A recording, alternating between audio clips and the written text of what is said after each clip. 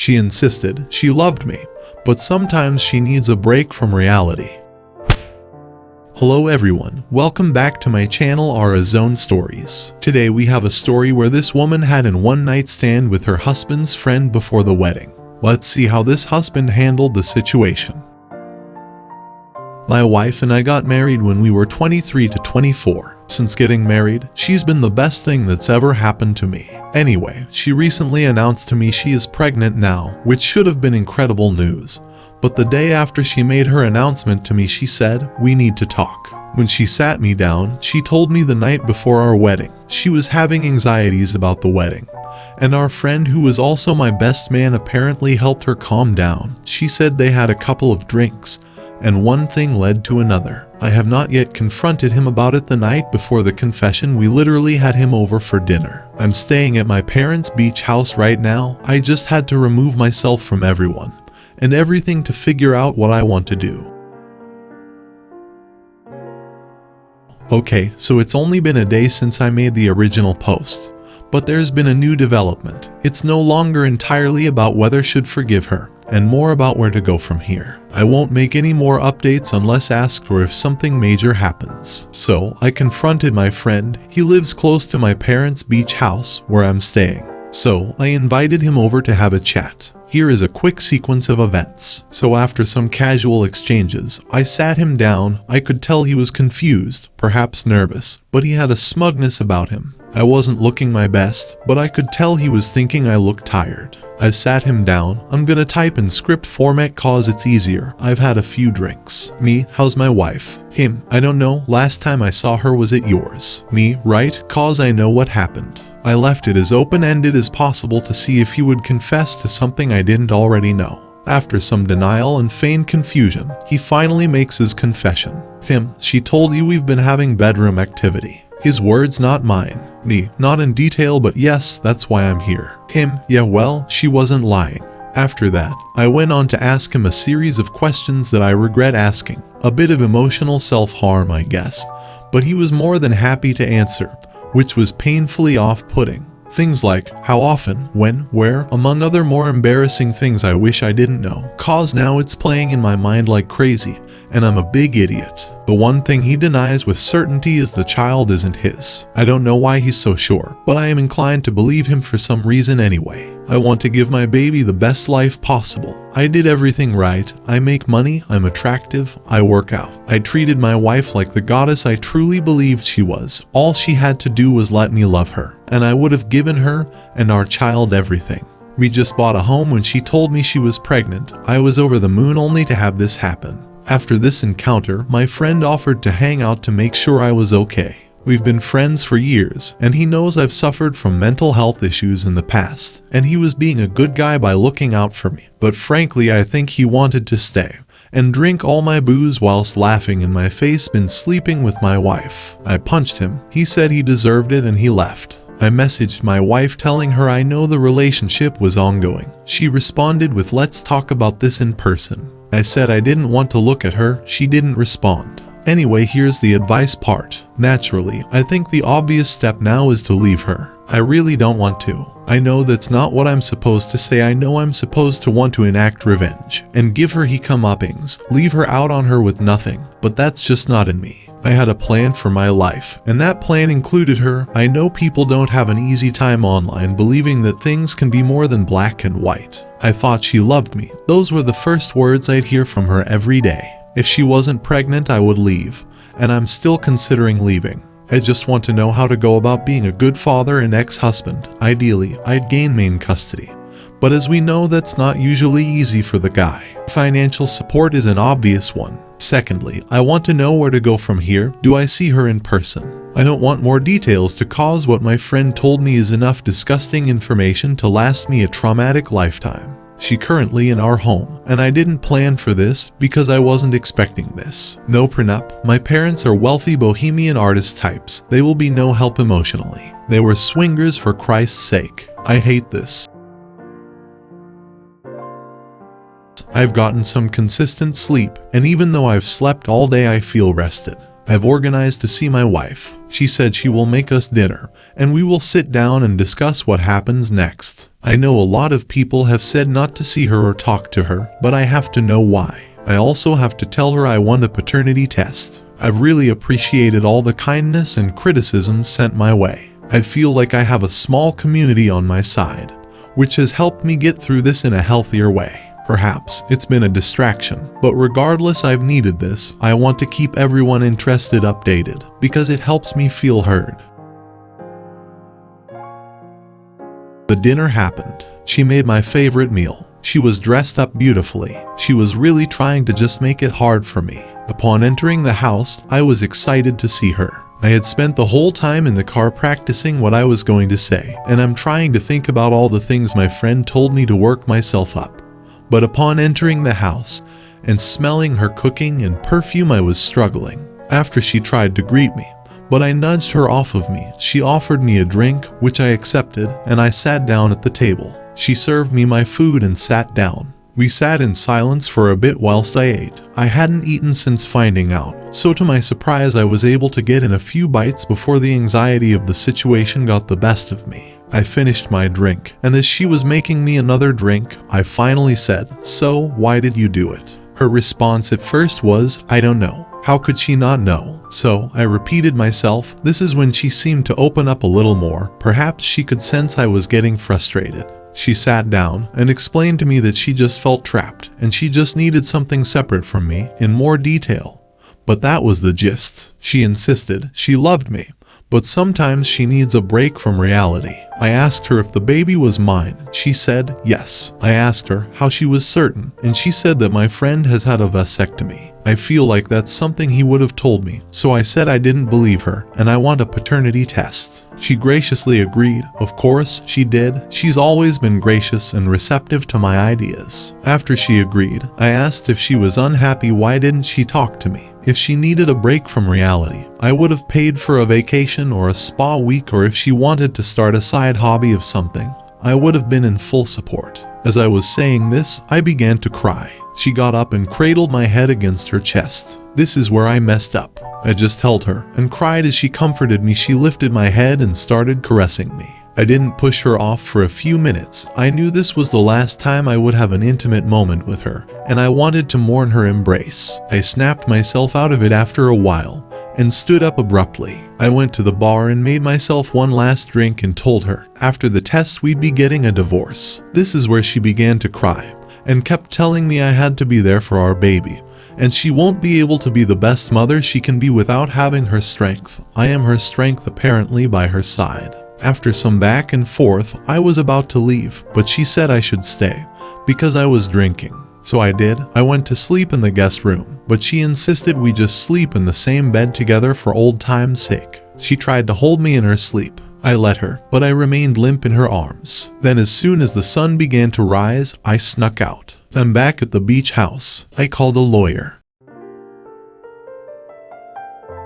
I am back at my home. She is also here. We are not sleeping in the same room, and no, I'm not taking her back. It'll just be easier to organize the divorce. This was. It was my idea, not hers. We tried to have bedroom activity on my first day back. I couldn't make it work. Too many images of her and my friend. She seems to have accepted the divorce. She's pleaded a little and insists she loves me. I told her I still love her, but I can't forgive her. After that, we haven't communicated much. I've been in contact with my lawyer. I'm meeting a girl tonight. I was not advised by my lawyer to see anyone during this time, but I need this. I'm doing better. I had a dark moment where I thought of some dark things, but quickly snapped out of it once I thought of my potential child. I also am worth so much to so many people. I am ready to play human again. I really appreciate everyone checking in on me even days later. Things have moved so fast. I'm shocked at how quickly one's life can change. I received a drunken phone call from my friend, and I have an idea of why he did what he did to me. And it's no excuse, and I don't forgive him. But the phone call is probably what pulled me out of the slump I was in. He basically admitted being resentful and envious of me, which was an ego boost at least. Thanks again to everyone.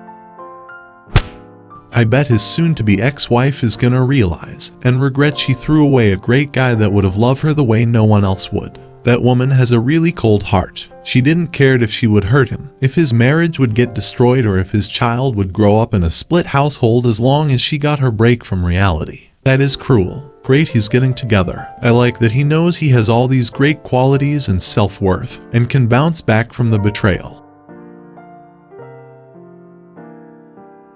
She's a terrible person, and you need to stop trying to assess their actions and putting a positive spin on it. They were doing it for months and even years. She had bedroom activity before your wedding. You know how crazy that is. It means she wanted fun before you're the last person she has bedroom activity with for the rest of her life. She got scared of marrying you. Plus, if she really cared about you, she would have told you after the first time she did it out of guilt.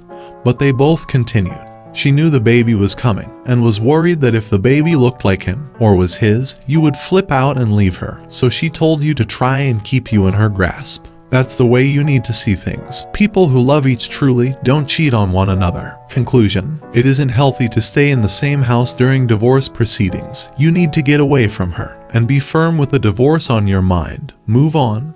There's someone else out there for you, oh yeah, and find yourself a new best friend. Hopefully in the same person, where you can ignore this advice and next year say, I should have listened to them back then, when you find out they are back to doing it again.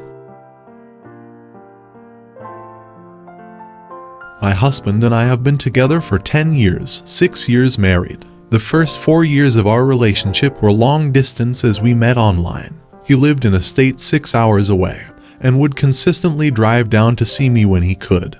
And if he could not, I would fly up to see him. We Skyped every night, constantly texting and in contact. When we married, we were both so happy to finally be together. He moved to my city as the opportunities for work were better. There was always a bit of resentment from the in-laws on this, but over the years this seemed to fade. We lived with my parents for a year or so, then moved into the apartment underneath theirs, so we would have a space of our own. In 2020 to 2021, I got very depressed and was on the wrong medication, and felt like I let myself go. Realizing this, I started therapy in April, and started a diet where I have already lost 40 pounds, and counting. I finally started to feel better about myself, slowly but surely. This summer I had a breast cancer scare, and had a very difficult time. He gave little to no support. He would not even take me to my appointments. He insinuated that the biopsy procedure I needed was too expensive, and that I shouldn't get it due to the cost. I became very upset, and seriously considered leaving him then and there. He had never been very emotionally available through our entire relationship, which I should have saw as a red flag, and that was the tip of the iceberg. This summer he started a new job working from home. He began to act distant and would be annoyed if I was around or off work, etc. I would call him on the way home from work, and normally we would talk. He then started just to sit there in silence on our phone calls. Eventually, I lost it and asked him what was his problem. When I got home, he told me he was happier when he was alone. He stopped texting me throughout the day, which was painful. We started sleeping in separate rooms. I asked him if he would be willing to try marriage therapy, an individual therapy for himself. He started therapy for himself, and after a week or two of persuasion we saw a couples therapist. A week or so after that I come home to him acting strangely. I had received another hospital bill and was feeling stressed, but could sense he wanted to talk about something. He kept denying it, saying I wasn't in a good headspace, to which I responded that did not matter, because the past few weeks had been extremely difficult. It was then he admitted to me that he was in an online relationship with a woman from Japan.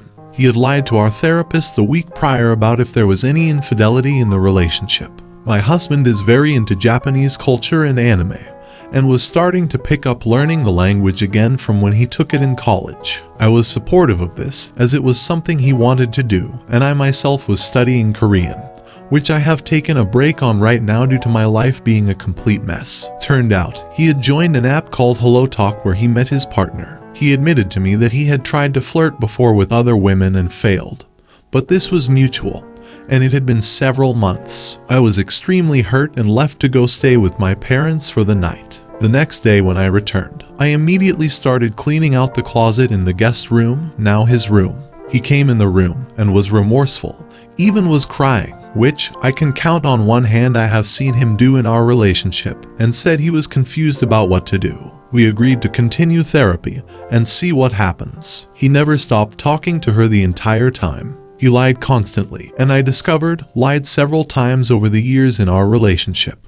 I was blindsided by all of this, and I am now just coming to terms with the fact that I cannot trust him at all. In his individual therapy, his therapist advised that he might be on the autism spectrum. He did research and found he connected with some, if not almost all of the behaviors. I let him know that this didn't excuse his cheating. If he would stop talking to her, I was willing to work together through this new discovery. He left to go stay with his parents for a week, who say they support whatever he wants to do, of course, while my best friend, who wants to punish him, was in town. He was instructed by our therapist to not talk to either me or her. He failed. With him being gone, I had time to reflect. I had reached the point where I realized there was no fixing this, and he refused to change. He refused to try to work his own mental issues out. He told me that if we continued, he would just cheat again.